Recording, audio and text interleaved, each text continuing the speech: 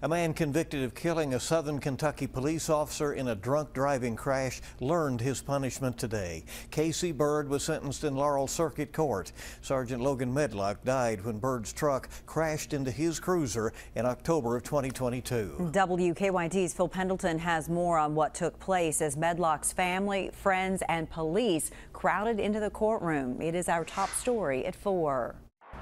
Today is Logan Medlock's birthday, but instead of a celebration, his family, friends, and first responders gathered in a courtroom to see the man sentenced for causing his death almost 2 years ago. Casey Byrd sentenced to 20 years in prison for the murder of Logan Medlock.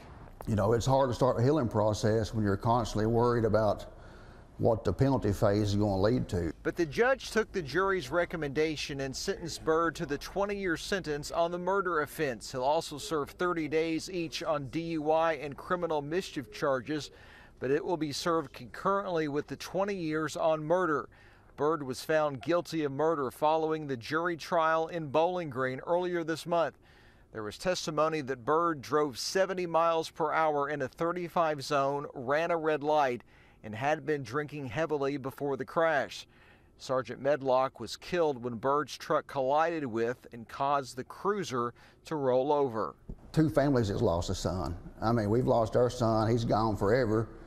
The Byrd family has lost their son as well. Casey Byrd's attorney tells me that Casey will likely be appealing this verdict, but he says they are pleased that the jury came back with the minimum punishment that they could receive. He also states that it's still confusing when you have basically 4 different offenses covering the same act. In Laurel County, Phil Pendleton, WKYT.